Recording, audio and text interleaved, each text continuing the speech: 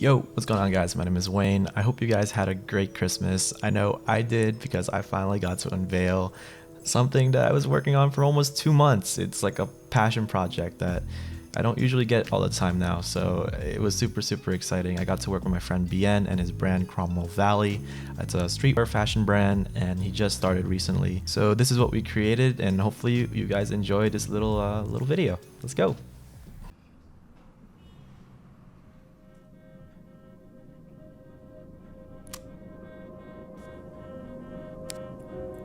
I want labor to be the point, because everything in our lives is miraculously made with no idea of how it's done. As an active and critical consumer, and as someone who has attempted to make the flawless and failed, I wanted a transparency of construction here. If we know how it is made, and if we know how it falls apart, we will know how to rebuild it. Tom Sachs.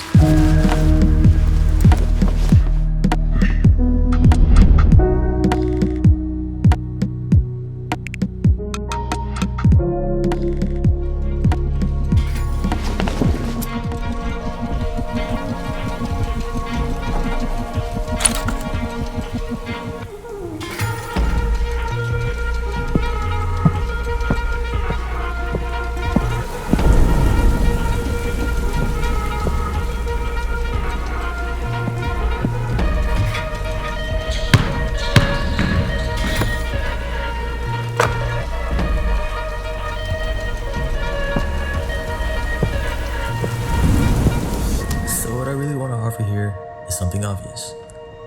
And that goes for anything I make, really. An honest attempt, with an emphasis on form and function. Like another Shot Perfecto, or another 501, maybe another Chuck Taylor. I don't intend to reinvent the wheel here, but more so perfect it.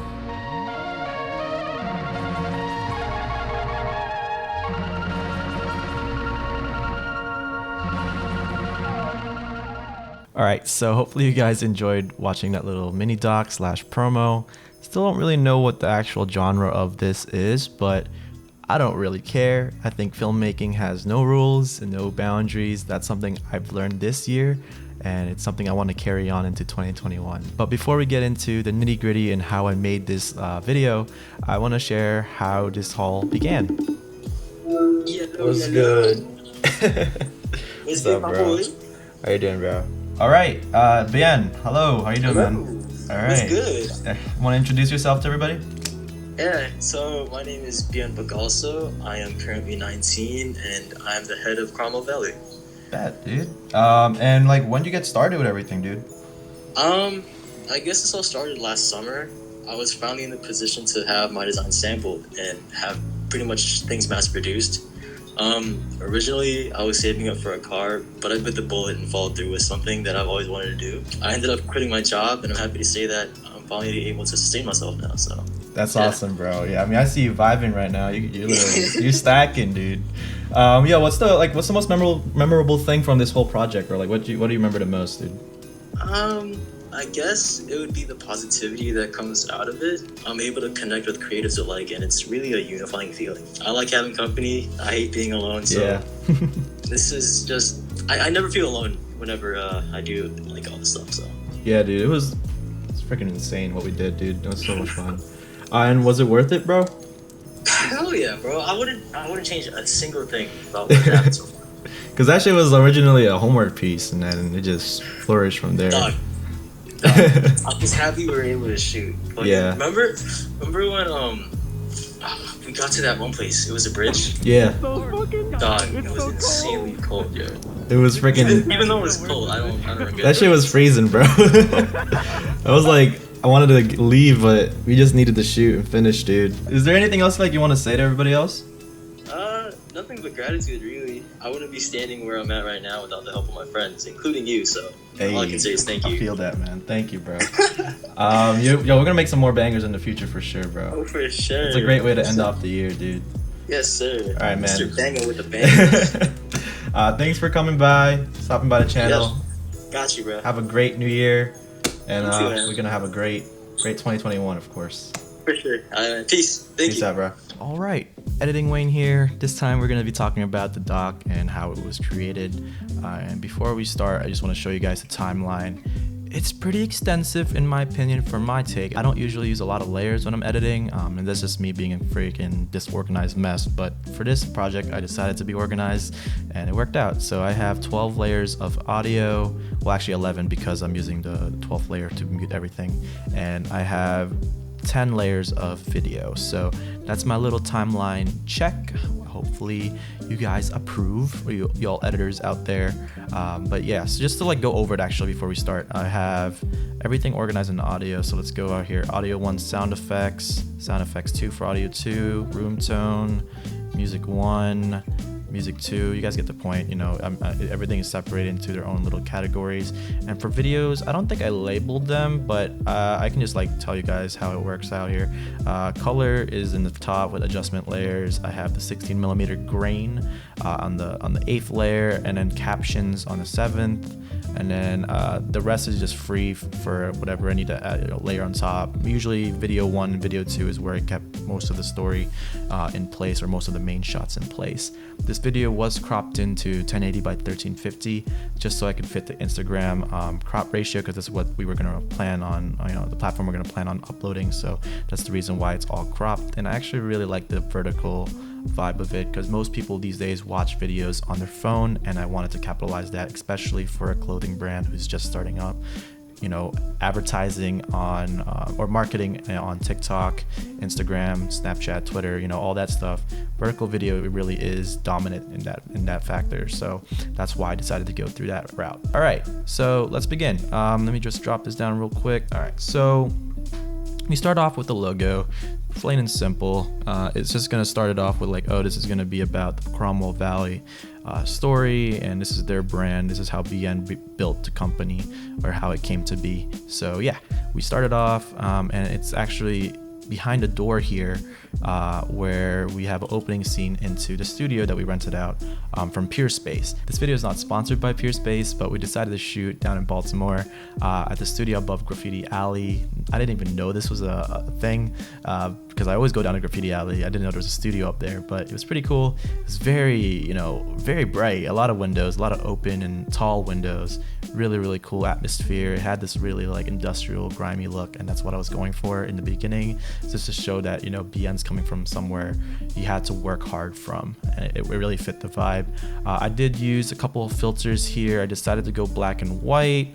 This is the original colored layer right there, and I also had a 16mm filter, the grain going around, dispersing themselves around the actual video. So it's actually a digital video from the Sony a7 III. It's the cameras that I use. I use Sony cameras, but I felt like it was a little bit too clinical. It didn't really fit the vibe of the whole story. So I just wanted to add this, 16mm grain. Felt like it was, more filmic in that aspect. I think I really like about this framing. Obviously, it's an opening scene. We're going right here, and keep in mind this is handheld. I actually forgot my gimbal battery, so I had to go handheld during the shoot. Very unprofessional, right? But I don't mind shooting handheld. This is what I was trained to do when I was starting off. So yeah, it actually felt pretty cool to just shoot handheld the whole time. But yeah, we have leading lines here from the door down to Bienn. A lot of lines actually with all these windows and the hardwood and the couch. We're leading it all into Bienn right here, which is hard at work at making clothes, designing clothes, whatnot. And then we lead on to the opening shot where we have Bienn again working with his iPad, designing some stuff. And then we have a really cool shot here, overexposed on the left side, but we have a really good side profile of Bienn again working and having this really cool lens flare. And let me show you guys how it looks when it's colored. Yeah, pretty dope, pretty dope. And then we have this. This was like something I was super proud of working on. This is a sketch. This is a sketch that was made by Bienn on the iPad Pro. I forget the app, but it has this time-lapse feature. So from the beginning where you start drawing to the end, it will make like a time-lapse video for you. So I decided to color key that out, add the VR glow effect just to make it a little bit brighter. It wasn't really a high resolution video, but I didn't mind because I just needed to be there. I want the video aspect to be sharp, but not the sketch, because it kind of felt like it was hand-drawn. So that was a really cool, effect that I did that was basically built in. And yeah, it just basically is a time lapse working through its little things, and it goes in and out here. So right here it goes in and out, and if I can play this for you guys will hear the sound effects to really sell this transition or overlay, I guess. And here we go.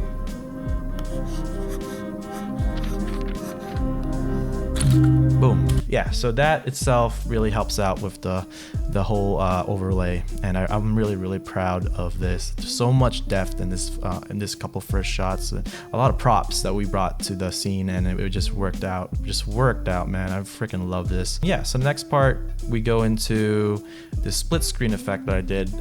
Pretty common if you're going to shoot in a vertical manner. I wanted to keep the shots that I wanted to stay in 16:9 and put it into these two shots. So the first one is Bienn working on top, and what's cool in the bottom here is what he was actually playing around with was paper, some design of his old stuff. So we got jackets, and the future thing is his pants. So all that stuff, working in play, and him working on the top, pretty dope. That I'm not gonna say it. You know what I mean. Anyways, next part, we have Bienn here again. A really cool shot. I think one of my favorite framings of this whole project. Sewing machine in the front, Bienn right here working again, and then the glass windows with the leading lines again, straight to Bienn. So many leading lines.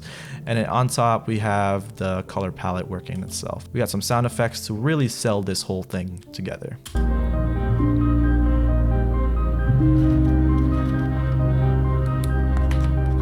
There we go.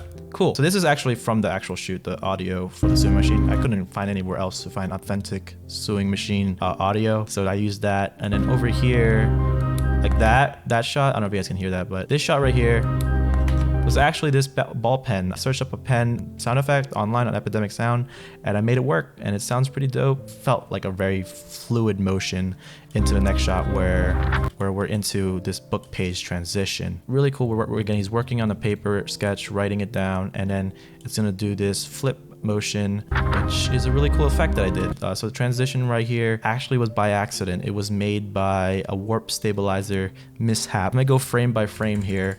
So I add this overlay right here, which is like a lens flare, but it's on black and white. So it kind of sells the effect. But do you guys see the frame coming in here? Like, that was by accident. I knew that warp stabilizer messes up here and there, but this was like a bad mess up. And you turn off the filter, boom. Look how crazy. It's just like swinging from the top into the frame, boom. But it works. And the reason why it works, again, I have to use sound effects to sell it. We're working from a book page right here, right? Like the book's open and that's out. But then, boom, that sound effect, that page flip sound effect really helps. And we're also going in from the book, page flip, another page right here, and then another paper that Bienn is about to look into. So yeah, that's how I did it. It was by accident. It worked out. I was actually stuck on that framing transition for a very long time, probably like a day or two, and I got it to work, and I'm proud of it. So yeah, pretty cool. A lot of the things here, you'll see a trend. It's just by accident. It just happened to work. So yeah, so we're gonna keep going on. It was a really cool shot. I really like this because Bienn is actually like looking into the page, and this wasn't actually a shot that I had to move. This was actually editing, a post-production move right here. I had to move it from left to right. It was because this was a 16:9 shot. It was very still at the moment, but it worked out. I really liked it. It goes from a very close-up tight shot of him reflecting on his design.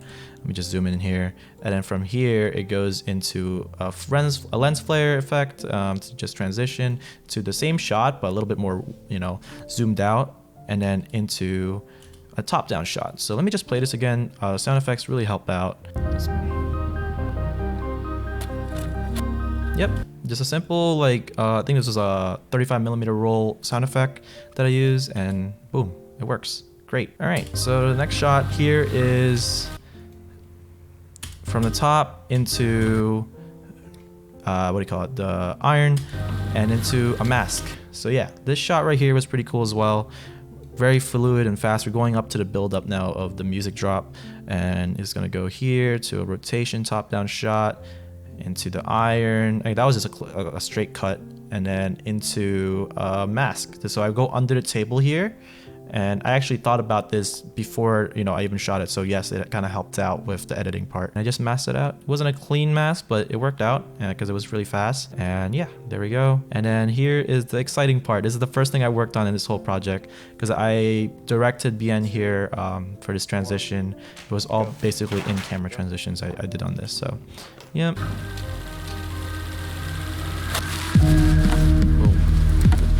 Very quick, straight to the point. And yeah, so this whole thing right here, let me just mute this again. This whole thing right here, you kind of see it crop in a little bit, like right here, boom, crop in, boom, crop in. A lot of motion blur actually I already added here. Like it's basically a simple Gaussian blur. I know it's funny doing this right now, but it's gonna go from this to the right, which was a natural movement, back into the jacket, which is black, into color. We're out of black and white. And this is where he realizes like, oh, I have a design, I have a brand, I have a story. And there we go. Cromwell Valley is born. Boom. Yeah. So yeah, we're gonna go from here into a little zoom in effect I did. So it's just a simple zoom in effect. So we're looking back into so zoom out from the jacket with a cool like really macro shot here, pushing into the jacket left to right, but we're zooming in as well, and then into a triple multi-screen shot, and then a lens flare into Bienn here just looking at his jacket, and then he's about to throw it into the camera to transition to the second part. Yeah, so it's very directional. I directed Bienn here to work like this so I can have maybe options for the future if I decide to pursue on this project, and it worked out.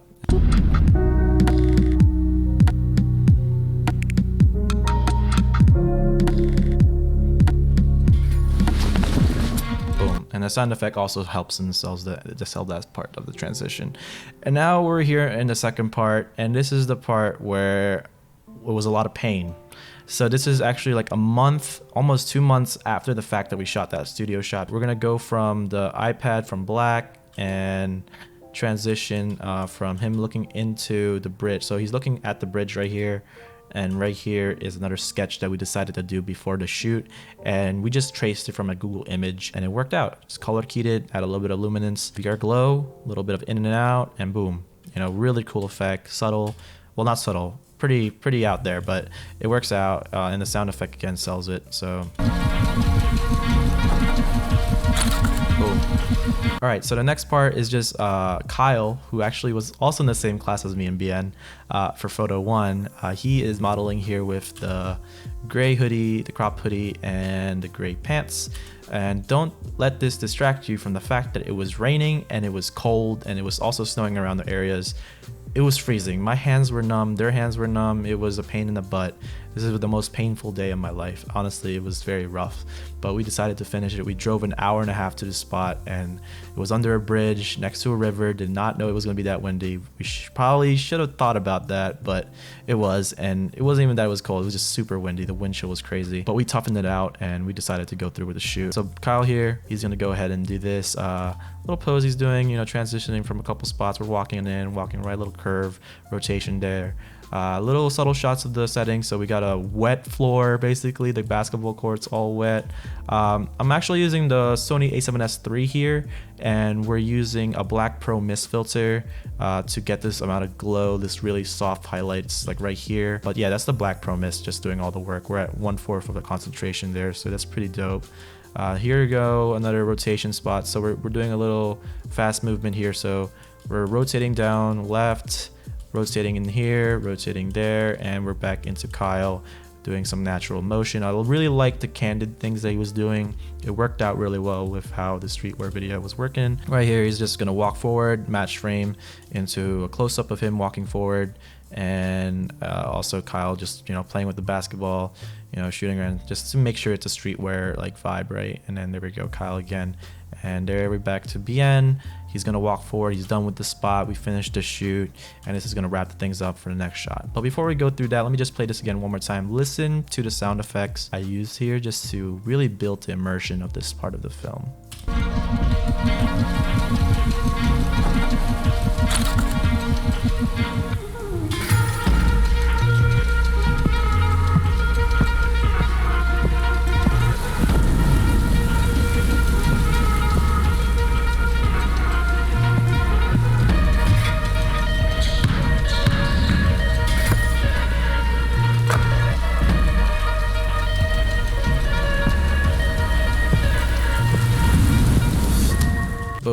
So yeah, I used thunderstorms from like thunderstorm sound effects from Epidemic Sound.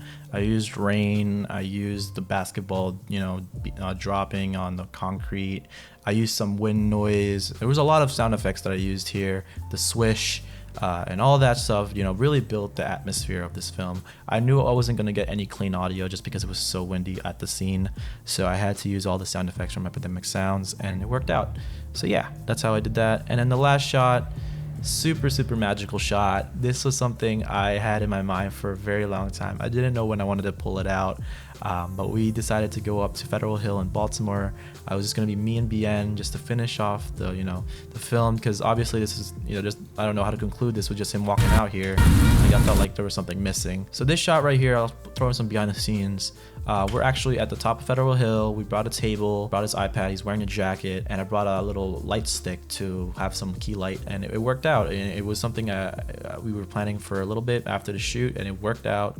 It was freaking cold, but it was very beautiful. The bokeh, just everything working out, man. Like, it's super pretty. I added a little bit of a holographic sketch here where he's working on an iPad just to sell the whole thing, and this is for his actually next collection that he's working on. So it's a little bit more of a teaser at this point, because at this point we're just like, hey, he's made it. What's next, right? What's next? What he's gonna do next? And boom. So what I really want to offer here is something obvious, and that goes for anything I make, really. An honest attempt, with an emphasis on form and function. Like another shot perfecto, or another 501, maybe another Chuck Taylor.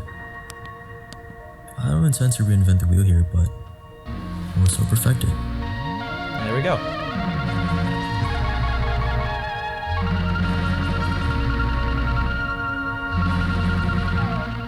Yeah, okay, so really cool shot. First off, again, this is an awesome shot. And we have the holographic sketch coming out here again. I'm really digging these, these are really cool. But I didn't want to overuse it. I used it 3 times throughout this whole film. The first 2 times just more of an overlay. This one's more of a on purpose, like, what is he drawing on the iPad? Because it's already cropped in, you can't really see what's happening, so I had to do this. This is actually a future collection he's working on, and it's more of a teaser. And right here, you see all the little notes he's doing, all that. And if you guys heard, there's a lot of sound effects with the pencil tapping on the iPad.